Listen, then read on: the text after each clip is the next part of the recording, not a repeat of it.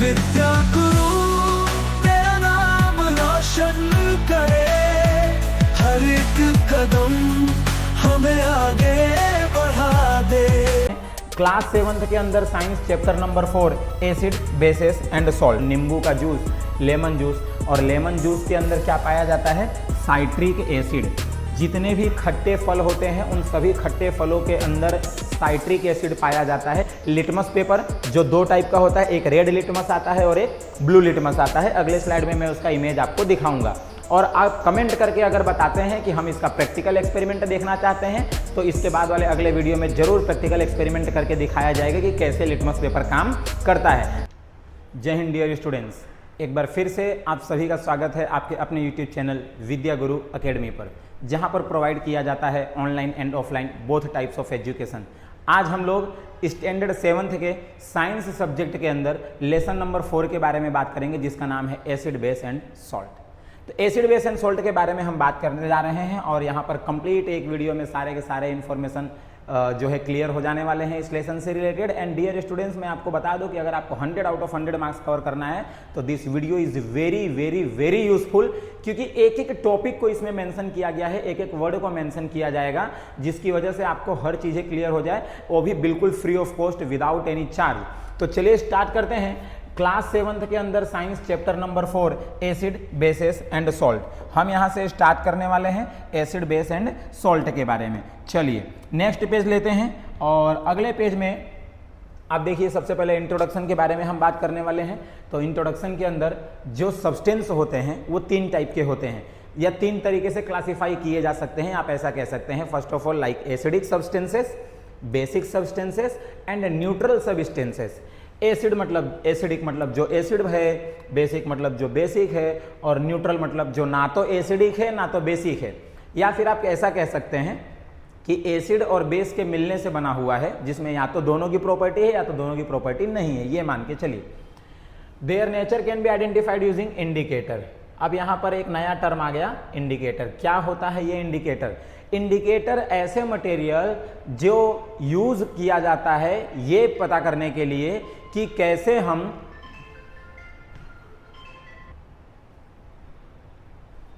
तो यहां पर जो हम बात कर रहे थे कि इंडिकेटर्स जो है, इंडिकेटर्स का काम क्या होता है? ये इंडिकेट करना कि कौन एसिडिक है और कौन बेसिक है।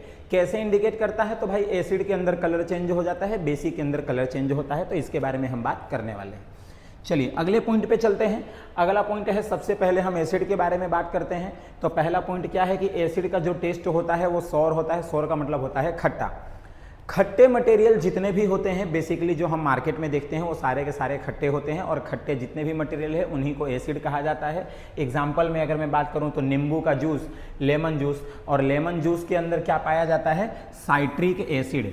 जितने भी खट्टे फल होते हैं उन सभी खट्टे फलों के अंदर साइट्रिक एसिड पाया जाता है, या यूं कहो कि विटामिन सी पाया जाता है। Vitamin C and citric acid या एस्कॉर्बिक एसिड, ये सब एक ही कंटेंट होते हैं। तो यहाँ पर जो साइट्रिक एसिड लिखा हुआ है वो बेसिकली लेमन जूस के अंदर होता ही है, या ऐसा कहो कि जितने भी साइट्रस फ्रूट होते हैं वो सारे के सारे एसिड होते हैं। संतरा हो गया, पाइनएप्पल हो गया, ऑरेंज हो गया, ये सब काउंट होंगे इसमें। विनेगर, विनेगर क्या होता है? एक्चुअली उसका नाम होता है एसिटिक एसिड, और एसिटिक एसिड को अपने क्या लिखते हैं? CH3COOH। ये एसिटिक एसिड का एग्जाम्पल होता है। विनेगर आप लोगों ने देखा होगा मार्केट में चाइनीज़ की दुकान पे, जब वो चाइनीज़ बनाते हैं तो चाइनीज़ बनाते समय वो लोग एक पानी डालते हैं, खट्टा वाला पानी होता है, वही विनेगर होता है।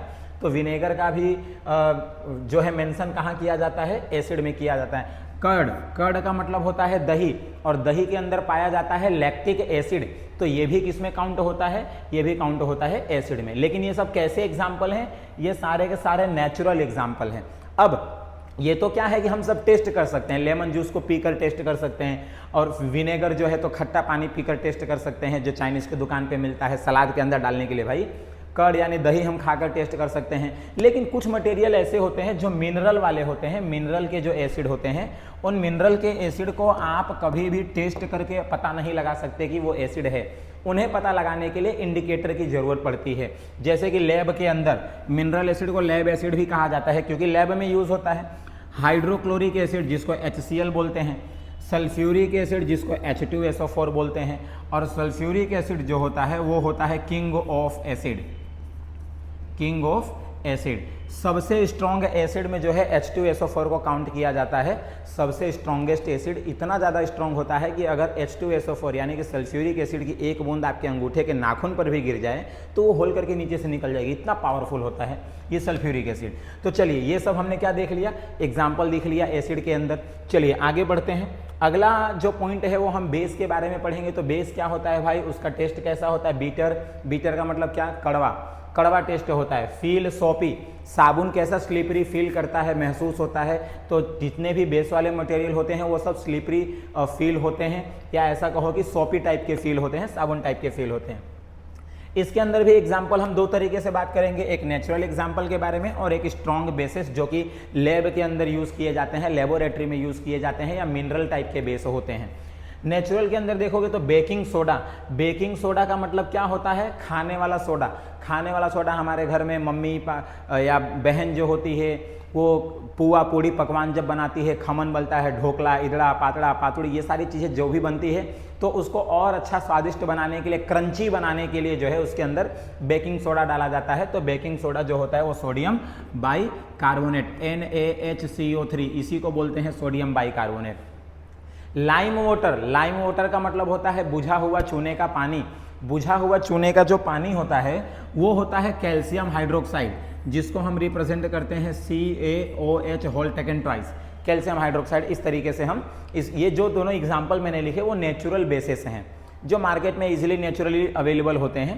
अब बात करो स्ट्रॉन्ग बेसिस के बारे में, या फिर ऐसे बेस जो लेबोरेटरी में यूज होते हैं वो भी बेस के एग्जाम्पल होते हैं। यहाँ पर लिखा हुआ है सोडियम हाइड्रोक्साइड यानी कि NaOH, इसको हम कास्टिक सोडा भी बोलते हैं। फिर उसके बाद लिखा हुआ है पोटेशियम हाइड्रोक्साइड KOH, बराबर, इसको पोटास भी बोलते हैं, सॉरी पोटास नहीं बोलते हैं, लेकिन KOH जो है वो पोटास से रिलेटेड ही होता है, पोटेशियम हाइड्रोक्साइड। ये सब वो एग्जाम्पल हैं जो एक बेस को रिप्रेजेंट करते हैं। तो एसिड और बेस का सबसे मेन डिफरेंस क्या था कि भाई एसिड खट्टे होते हैं और बेस कड़वे होते हैं। एसिड और बेस दोनों को पहचानने के लिए इंडिकेटर का यूज किया जाता है, जो हम अगले पॉइंट में पढ़ने वाले हैं। चलिए तो अब देखते हैं इंडिकेटर्स के बारे में। क्या है इंडिकेटर्स, भाई इंडिकेटर का सिंपल सा काम होता है इंडिकेट करना कि कौन एसिड है और कौन बेस है। एसिड को इंडिकेट करना है, बेस को इंडिकेट करना है, कैसे करेगा, कलर चेंज करके। तो इंडिकेटर बेसिकली दो टाइप के होते हैं, एक होता है नेचुरल इंडिकेटर और एक होता है सिंथेटिक इंडिकेटर। नेचुरल इंडिकेटर के अंदर आप यहाँ पे देख सकते हैं कि लिटमस पेपर है, टर्मरिक है, चाइना रोज है, सब क्या होता है इसके बारे में अपने सीखते हैं। सबसे पहले तो आप देख लीजिए जो डेफिनेशन दिया हुआ है कि इंडिकेटर मीन्स ऐसे मटेरियल्स जिनका यूज एसिड और बेस को इंडिकेट करने के लिए किया जाता हो, कलर चेंज करने के फॉर्म में। चलिए तो इंडिकेटर के टाइप्स कौन कौन है, तो पहला हमने देखा नेचुरल इंडिकेटर। अब इसमें सबसे पहले हम बात करते हैं लिटमस के बारे में। लिटमस जो होता है, लिटमस पेपर कहा जाता है, जो नेचुरल इंडिकेटर का सबसे कॉमन फॉर्मेट है, और ये दो टाइप का होता है, एक होता है रेड लिटमस और एक होता है ब्लू लिटमस। तो हम उसके बारे में बात करेंगे। फिर आता है टर्मरिक। टर्मरिक क्या होता है भाई, टर्मरिक मतलब हल्दी। हल्दी का पेपर, एक सादा कागज लेना है व्हाइट कलर का, और उस सादे व्हाइट कलर के कागज को क्या करना है, पेस्ट बना लेना है हल्दी का, टर्मरिक का, और उसमें उसको डुबोकर पूरा येलो करके उसको सुखा देना है। आपका तैयार हो गया टर्मरिक पेपर। और अब आप उसका यूज कहीं पर भी ये जानने के लिए कर सकते हैं कि कौन एसिड है कौन बेस है। कैसे पता करना है ये अगले स्लाइड में हम सीखेंगे। तीसरा है चाइना रोज। चाइना रोज एक फ्लावर होता है जो बेसिकली दिखने में हिबिस्कस के जैसा दिखाई देता है, और इसका यूज जो है वो एक इंडिकेटर के फॉर्म में किया जाता है। अगर एसिड है तो क्या पता करना है, बेस है तो कैसे पता चलेगा, इसके लिए जो है चाइना रोज का भी यूज किया जाता है, जो एक नेचुरल इंडिकेटर है। इसके बाद हम बात करते हैं सिंथेटिक इंडिकेटर के बारे में। सिंथेटिक इंडिकेटर लेबोरेटरी के अंदर, इंडस्ट्रीज के अंदर, डाइज इंडस्ट्रीज के अंदर, पेट्रोकेमिकल इंडस्ट्रीज के अंदर, या फिर ये कहो कि कलर इंडस्ट्री के अंदर, पेंट इंडस्ट्री के अंदर जो है इसका यूज किया जाता है। एक होता है फिनोल नेफ्थेलिन और एक होता है मिथाइल ऑरेंज। ये सॉल्यूशन के फॉर्म में आया जाता है, कंटेन जो है कंटेनर के अंदर होता है, और हम इसका यूज करके भी पता लगा सकते हैं कौन एसिड है कौन बेस है। चलिए अगले स्लाइड पर चलते हैं और थोड़ा डिटेल में बात करते हैं। ये आ गया आपका लिटमस। तो सबसे पहले देखिए यहाँ पे तो पहले से लिखा हुआ, मैं लिटमस के बारे में आपको बता देता हूँ कि अगर ब्लू लिटमस पेपर है, अगर आपके पास ब्लू लिटमस पेपर है, या मैं इसको शुरू से अच्छे से आपको बता देता हूँ, ठीक है, इसको कैसे आपको काम करना है वो आपको एक बार देखना पड़ेगा, तो आपको थोड़ा अच्छा फायदा होगा। चलिए ठीक है, सबसे पहले हम नेचुरल इंडिकेटर, जो पहला और कॉमन नेचुरल इंडिकेटर है लिटमस पेपर, उसके बारे में बात करेंगे। देखिए ये ऊपर वाला जो है ये रेड लिटमस पेपर है और नीचे वाला ब्लू लिटमस पेपर है, और ये लिचेंस का इमेज बना हुआ है। लिचेंस इसका यूज क्या होता है, ये लिटमस पेपर बनाने के लिए ही किया जाता है। देखो ऐसा लग रहा है जैसे समुद्र के अंदर एक्वेटिक प्लांट के फॉर्म में हुआ है, इसी का यूज करके जो है लिटमस पेपर बनाया जाता है। लिटमस पेपर के बारे में बात करते हैं, नेचुरल इंडिकेटर है। अगर आपके पास ब्लू लिटमस पेपर है, और ब्लू लिटमस पेपर का काम क्या है कि जब उसको आप एसिड में डालोगे तो वो किस में कन्वर्ट हो जाएगा, रेड में कन्वर्ट हो जाएगा। और उसी तरीके से अगर मान लो आपके पास रेड लिटमस पेपर है, और रेड लिटमस पेपर को आप किस में डाल दो, बेस में डाल दो। जब रेड को बेस में आप डालते हो तो वो किस में कन्वर्ट हो जाता है, वो ब्लू में कन्वर्ट हो जाता है। इससे क्या पता चल, कैसे याद रखोगे आप इसको, आप याद रखिए BAR। BAR का मतलब ब्लू लिटमस को एसिड में डाला तो रेड कन्वर्ट हो गया, और इसको आप याद रखिए RBB। RBB का मतलब क्या हुआ, रेड लिटमस पेपर को बेस में डाला तो वो ब्लू में कन्वर्ट हो गया। इस तरीके से आप याद रख सकते हैं कि ब्लू लिटमस पेपर को एसिड में डालते हैं तो रेड हो जाता है, तो हमें पता चल जाता है कि ये एसिड है। रेड लिटमस पेपर को ब्लू में बेस में डालते हैं तो वो ब्लू में कन्वर्ट हो जाता है, इससे हमें पता चलता है कि वो बेस है। इसका हम प्रैक्टिकल डेमोन्स्ट्रेशन भी कर सकते हैं। अगर आप कमेंट करके बताते हैं कि सर प्लीज हमें प्रैक्टिकल डेमोन्स्ट्रेशन दीजिए ताकि हम और बेहतरीन तरीके से सीखें, तो जरूर से मैं आपको प्रैक्टिकल डेमोन्स्ट्रेशन का भी एक वीडियो करके आपको प्रोवाइड करूंगा। तो बच्चा पार्टी खूब ध्यान से पढ़ते रहिए, आगे बढ़ते रहिए। चलिए नेक्स्ट स्लाइड लेते हैं। यहाँ पर देखिए टर्मरिक के बारे में बात हुई है, मैं फिर से एक बार टर्मरिक के बारे में थोड़ा अच्छे से बात कर लेता हूं। ओके चलिए देखिए, ये आपका क्या है, turmeric, another natural indicator. Turmeric paper बना लेना है आपको, डायरेक्ट यूज करने पे तो थोड़ा सा मुश्किल हो सकती है। टर्मरिक को क्या करना है, पेस्ट बनाना है, सादा कागज लेना है, पेस्ट में घोल देना है, उसको अच्छे से डुबा कर निकाल के सुखा देना है, आपका तैयार हो गया टर्मरिक पेपर। देखिए पुराने समय में जो बाबा लोग होते थे वो बहुत ही बेहतरीन तरीके से हम सब लोगों को उल्लू बनाया करते थे। कैसे उल्लू बनाया करते थे मैं आपको बताता हूँ। पहले से उनके हाथों में हल्दी लगी होती थी, और वो क्या करते थे, साबुन जैसा मटेरियल, जो भी बेस मटेरियल होता है, जो भी उनके भक्तगण आए होते थे, उन भक्तगणों के सामने वो क्या करते थे, वो जो भी बेस मटेरियल होता था बराबर, उसको ऐसे हाथों में लगाते थे, ऐसा ऐसा करते थे तो लाल हो जाता था। तो लाल हो जाता था तो भूत है, प्रेत है, आत्मा है, देखो लाल लाल हो गया, हथेलियां पूरी लाल लाल हो गई, यहाँ पे जरूर कोई प्रेत आत्मा का वास है, खाली करो, इतना लाख रुपया लगेगा। पब्लिक टेंशन में, फुल टेंशन में। तो कैसे काम किया ये, तो भाई जो आपका टर्मरिक है, जो ये आपका टर्मरिक है, जब इस टर्मरिक को आप बेस में डालते हो या बेस में मिलाते हो तो वो रेड कलर में कन्वर्ट हो जाता है, हमें पता चल जाता है कि वो बेस है। लेकिन इसी टर्मरिक को जब आप एसिड में डालते हो तो नो चेंज, कोई भी चेंज होता नहीं है। तो इससे हमें पता चल जाता है कि भाई जब चेंज ही नहीं हो रहा है तो वो एसिड रहा होगा, अगर चेंज हो रहा है तो रेड बनेगा, यानी वो क्या रहा होगा, बेस रहा होगा। इस तरीके से काम करता है टर्मरिक नेचुरल इंडिकेटर। अगला हम बात करने वाले हैं यहाँ पे किसके बारे में, हम यहाँ पर बात करने वाले हैं चाइना रोज के बारे में। चाइना रोज एज इंडिकेटर, ये भी एक नेचुरल इंडिकेटर है, लेकिन मोस्ट कॉमन नेचुरल इंडिकेटर नहीं है, बहुत कम यूज किया जाता है इसका, क्योंकि पहली बात तो चाइना रोज को ढूंढना ही बहुत मुश्किल काम है। वैसे तो मिल जाएगा, ढूंढना चाहे तो, ढूंढने पे तो भगवान भी मिलता है ना। तो ये तो फिर भी चाइना रोज है। देखिए कैसे काम करता है, हमने यहाँ पर एक चाइना रोज ले लिया, ये चाइना रोज के थ्रू हमने क्या किया, एक इंडिकेटर बना लिया। ये इंडिकेटर आप देख पा रहे होंगे, ये इंडिकेटर हमने बना लिया, बीच वाले टेस्ट ट्यूब में इंडिकेटर है। अगर मुझे जानना है कि ये आपका क्या है, एसिड है, तो इंडिकेटर को, जो इंडिकेटर आपने लिया है उसको क्या कर दो, आप एसिड में डाल दो। जैसे ही इंडिकेटर को एसिड में डालोगे, एसिड आपका कैसा हो गया, पिंक। पिंक हो गया मतलब आपको क्या पता चल जाएगा कि भाई ये क्या है, ये एसिड है।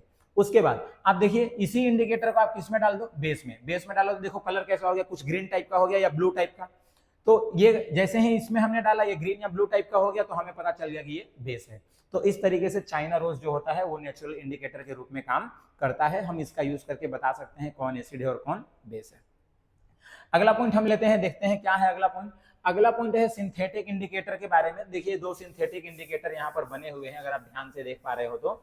एक को बोलते हैं फेनोलेफ्थेलिन और एक को बोलते हैं मिथाइल ऑरेंज। बच्चा पार्टी ये बहुत ही कॉमनली यूज होता है मार्केट में, इंडस्ट्री के अंदर, लेबोरेटरी के अंदर, केमिस्ट्री लैब के अंदर, स्कूलों में जो है बहुत बेसिक रूप से यूज होता है इसका, बराबर। तो मैं आपको बता देता हूँ कि फिनोलेफ्थेलिन, जो देखो व्हाइट कलर का बोतल यहाँ पे बना हुआ है, यही फिनोलेफ्थेलिन है। और दूसरा है मिथाइल ऑरेंज, ये देखिए ब्लैक कलर का कांच का बोतल होता है, कंटेन करके रखा होता है, 250 ml, 500 ml, 125 ml के फॉर्म में ये आता है। सॉल्यूशन फॉर्म में होता है, 1 बूंद या 2 बूंद डाल देते हैं हम सॉल्यूशन के अंदर तो हमें पता चल जाता है कि एसिड है कि बेस है। इसका भी कलर से ही पता लगाया जाता है कौन एसिड है कौन बेस है। तो सिंथेटिक इंडिकेटर का यूज भी किया जाता है पहचानने के लिए कि कौन एसिड है और कौन बेस है। अगला है न्यूट्रल सब्सटेंस।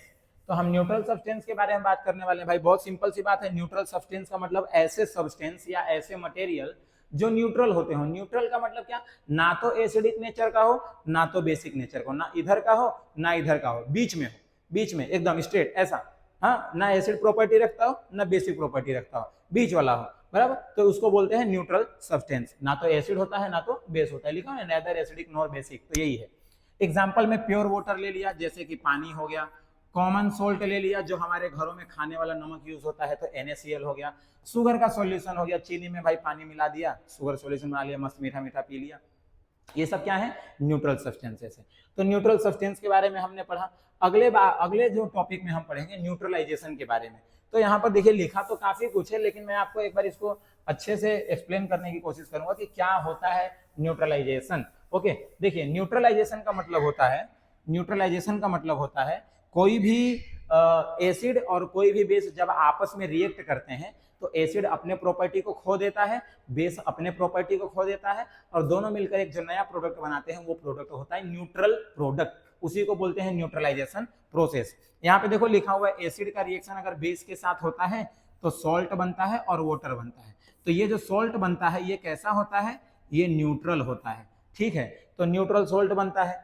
अब उसके बाद एग्जाम्पल में जैसे मान लो एसिड की जगह पे आपने ले लिया HCl और बेस की जगह पे आपने ले लिया NaOH। तो HCl और NaOH ये दोनों आपस में रिएक्ट करके पहले तो पानी बन गया, यहाँ से OH और यहाँ से H, ये दोनों मिलाकर क्या बना लिए, पानी। अब बचा क्या आपके पास, Na और Cl। तो Na और Cl दोनों मिलकर क्या बनाते हैं, NaCl बना लेते हैं।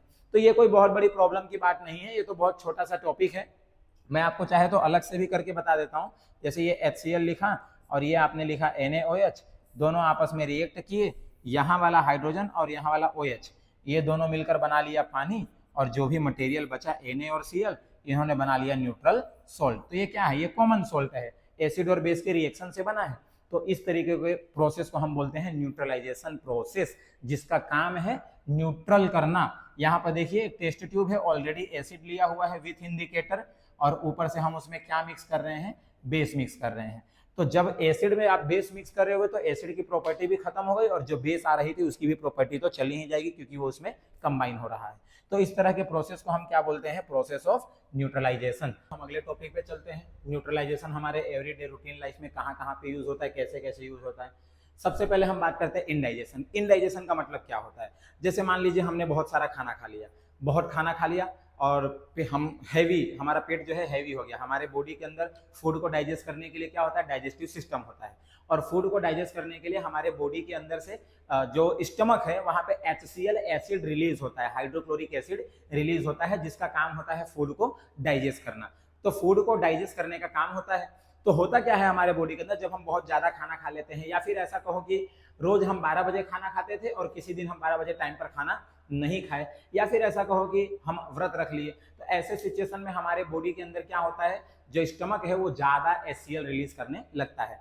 तो ज्यादा HCl जब रिलीज करने लगता है तो एसिडिटी हो जाती है, और एसिडिटी को कंट्रोल करने के लिए हमारे घरों में यूज किया जाता है सोडा, बेकिंग सोडा, क्योंकि न्यूट्रलाइज करना है। न्यूट्रलाइज करना मतलब क्या है, जो आपके बॉडी में एसिडिटी हुई है, जिसकी वजह से इरिटेशन हो रहा है, पेट दर्द हो रहा है, जलन हो रही है, उसको खत्म करना पड़ेगा। तो खत्म करने के लिए इनो पीते हैं लोग। इनो क्या होता है, बेस होता है। हमारे घरों में बेकिंग सोडा होता है, लोग बेकिंग सोडा पीते हैं, वो भी क्या होता है, बेस होता है। यानी पेट के अंदर डाइजेशन को कंप्लीट करने के लिए या इनडाइजेशन को खत्म करने के लिए, होने वाले एसिडिटी को खत्म करने के लिए बेस का यूज किया गया।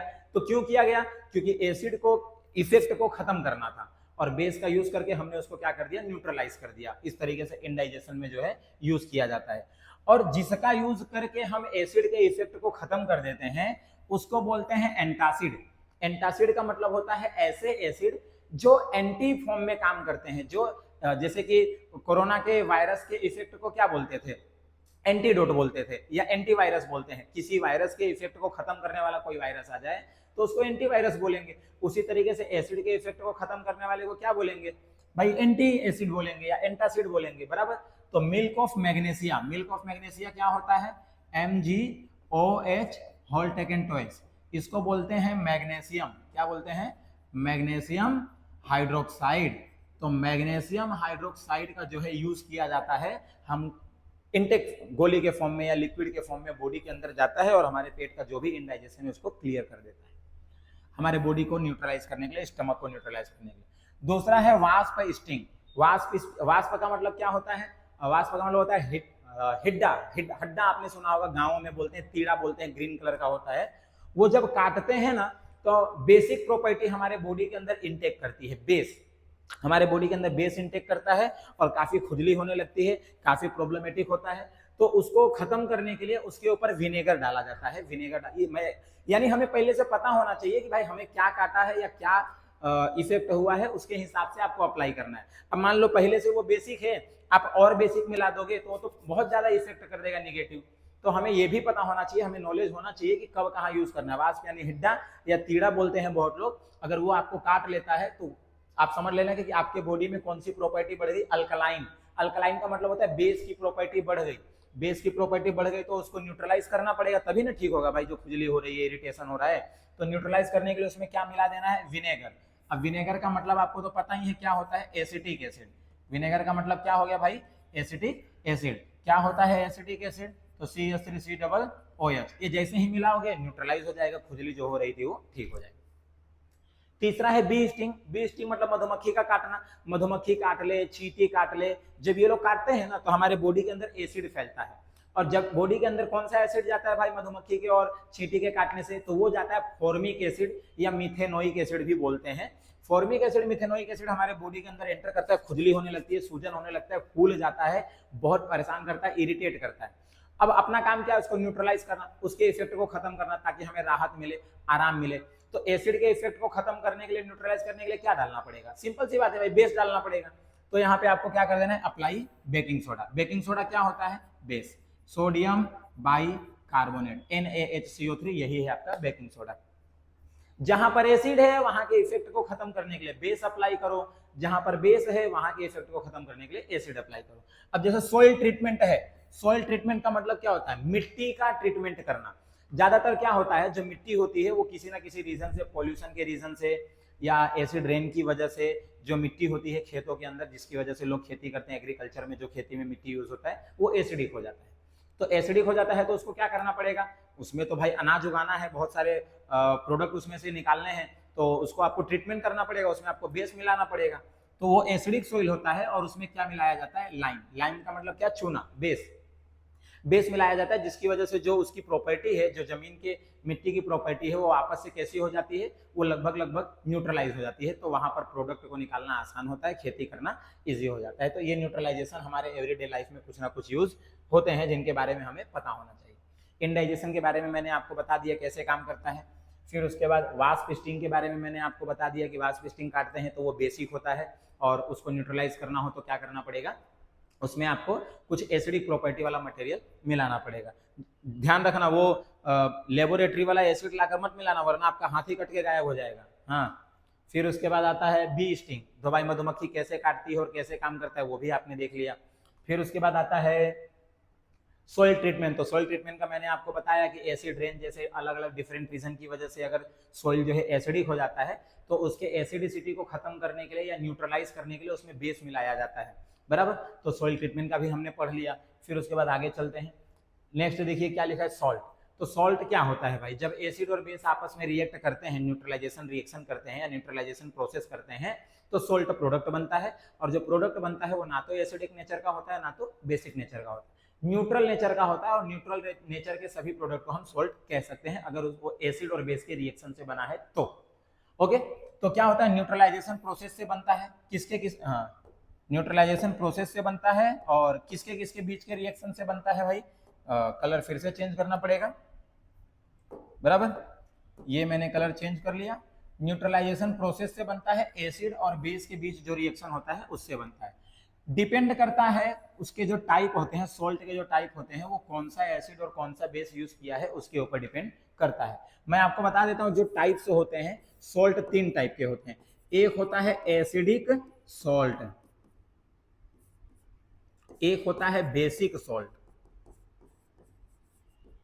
और एक होता है न्यूट्रल सॉल्ट। सोल्ट जो होता है वो 3 टाइप का होता है। अब इस बात को थोड़ा और आगे बढ़ाओ, थोड़ा और समझते हैं क्या है। एसिडिक सोल्ट तब बनेगा जब स्ट्रॉन्ग एसिड का रिएक्शन वीक बेस के साथ हो रहा हो तब। स्ट्रॉन्ग एसिड और वीक बेस जब आपस में रिएक्ट करते हैं तो बनता है एसिडिक सॉल्ट, जिसकी प्रॉपर्टी स्ट्रॉन्ग होगी वही वाला सॉल्ट बनेगा। ठीक है, अगर बेसिक सॉल्ट है तो यहां पर एसिड आपका जो है वीक रहेगा, वीक एसिड और plus strong base, weak acid और स्ट्रॉन्ग बेस। तो जिसकी प्रॉपर्टी स्ट्रॉन्ग है वही आपका क्या बनेगा, सॉल्ट। बेस स्ट्रॉन्ग है तो आपका सॉल्ट भी कैसा बनेगा, बेसिक बनेगा। फिर आता है न्यूट्रल सॉल्ट। न्यूट्रल सॉल्ट में क्या होता है, स्ट्रॉन्ग एसिड भी रहना चाहिए और साथ में स्ट्रॉन्ग बेस भी रहना चाहिए। दोनों जब स्ट्रॉन्ग होता है, एसिड भी स्ट्रॉन्ग होता है, बेस भी स्ट्रॉन्ग होता है, तो बनता है आपका न्यूट्रल सॉल्ट।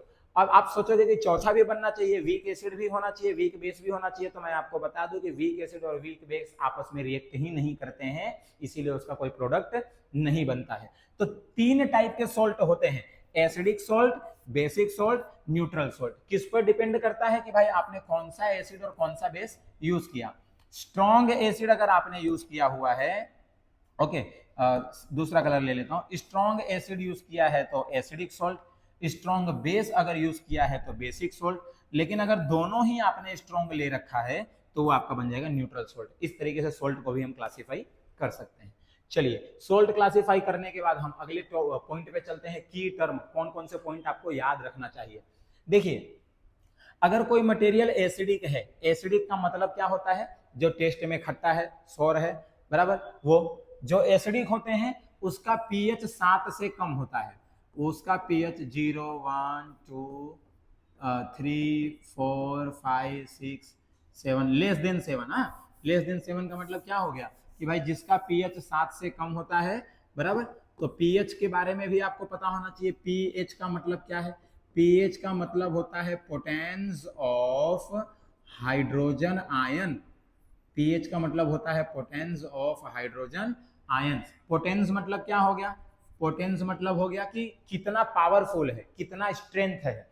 पोटेंस मतलब क्या हो गया, कितना स्ट्रेंथ है, स्ट्रेंथ ऑफ हाइड्रोजन आयंस। जितना ज्यादा हाइड्रोजन आयन होगा पीएच की वैल्यू उतनी कम होगी। ओके, पीएच का मतलब होता है पोटेंस ऑफ हाइड्रोजन आयन। तो पीएच का अगर वैल्यू 7 से कम है, लेस देन 7 है, तो वो क्या हो जाएगा, एसिडिक। अगर पीएच का वैल्यू 7 से ज्यादा है, ग्रेटर देन 7 है, तो वो क्या हो जाएगा, बेसिक। अगर आपके पीएच का वैल्यू 7 होता है तो वो हो जाता है न्यूट्रल। और पीएच का वैल्यू 7 होना, जैसे पानी हो गया, बराबर, NaCl हो गया, ये सब ऐसे हैं जिनका पीएच लगभग 7 या 7 के आसपास काउंट होता है, जिसकी वजह से इसको न्यूट्रल कहा जाएगा, क्योंकि इसमें ना तो एसिड की प्रॉपर्टी देखने को मिलेगी ना तो बेस की प्रॉपर्टी देखने को मिलेगी। अब इसके बाद लास्ट पॉइंट है इंडिकेटर। तो भाई इंडिकेटर के बारे में भी हमने पढ़ लिया हुआ है। जिसका यूज एसिड और बेस को टेस्ट करने के लिए किया जाता हो उसे इंडिकेटर कहा जाता है। दूसरे लैंग्वेज में अगर बोलो तो इंडिकेटर का मतलब होता है कि एसिड और बेस के अंदर जो कलर को चेंज करके बता दे कि कौन एसिड है और कौन बेस है, वो इंडिकेटर हुआ। तो ये सारे की टर्म भी हमने पढ़ लिए। एक बार रिवाइज करते हैं। जो एसिड होगा उसके पीएच की वैल्यू 7 से कम होगी। कहां से पता चलता है भाई, तो एक स्केल आता है जिसको हम बोलते हैं पीएच स्केल। उस पीएच स्केल से हम पता लगा सकते हैं कि कौन कितना ज्यादा एसिडिक है, कौन कितना ज्यादा बेसिक है।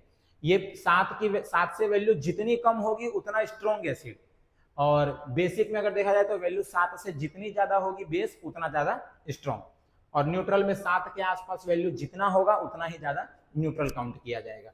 तो इस तरीके से पीएच स्केल का यूज करके जो है हम पीएच के बारे में भी पता लगा सकते हैं। कुछ टिप्स दिए हैं कि हमें कुछ क्या याद रखना है। बहुत सिंपल है कि भाई जो लिटमस होता है वो सबसे कॉमन नेचुरल इंडिकेटर है, जो मार्केट में बहुत आसानी से मिल जाता है। 2 रुपए, 4 रुपए, 10 रुपए के दाम में भी मिलता है। पतले पतले पट्टी आते हैं रेड कलर के और ब्लू कलर के। पहले मैंने आपको पीपीटी में बताया, रेड को बेस में डालोगे तो ब्लू हो जाएगा, ब्लू को एसिड में डालोगे तो रेड हो जाएगा। बस ये सिंपल सा कॉन्सेप्ट आपको फॉलो करना है।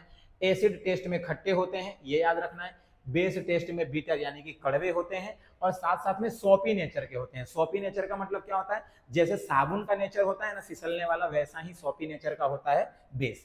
तीसरा क्या याद रखना है, न्यूट्रलाइजेशन प्रोसेस। क्या है न्यूट्रलाइजेशन प्रोसेस? एसिड और बेस जब आपस में रिएक्ट करते हैं तो उसकी वजह से जो प्रोडक्ट बनता है वो न्यूट्रल प्रोडक्ट बनता है, तो वो उसी को बोलते हैं न्यूट्रलाइजेशन, और उससे मिलता है हमें सॉल्ट एंड वाटर। चलो फिर क्या लिखा, एंटा एसिड। एंटा एसिड क्या है?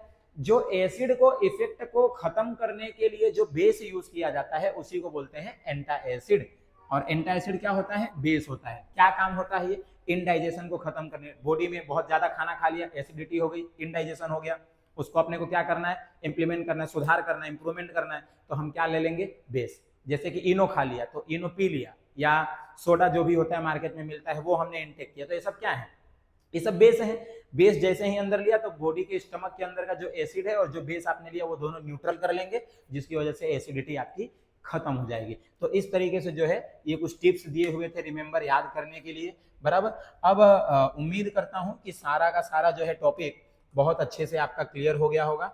अगर मान लीजिए इस टॉपिक से रिलेटेड आपको कोई भी डाउट है या कोई क्वेश्चन है तो आप चाहे तो वीडियो के अंदर कमेंट करके क्वेश्चंस पूछ सकते हैं। आपको क्वेश्चन का सॉल्यूशन कमेंट में बता दिया जाएगा। अदरवाइज अगर सॉल्यूशन बड़ा है तो आपको जरूर कोशिश करेंगे कि आपको बेहतरीन तरीके से कहां पर बताया जाए, वीडियो के अंदर बताया जाए। ओके, तो एक और चैप्टर आज कंप्लीट हो गया है और अगले चैप्टर के लिए आपके कमेंट की जरूरत है। बाकी हम तो अपना टाइम टू टाइम जो रेगुलर चल रहा है उसमें वीडियोस बनाते रहेंगे, ठीक है। कोई भी डाउट आता है तो क्वेश्चन करिए। मिलते हैं अगले वीडियो में, तब तक के लिए जय हिंद। विद्या गुरु तेरा नाम रोशन करे।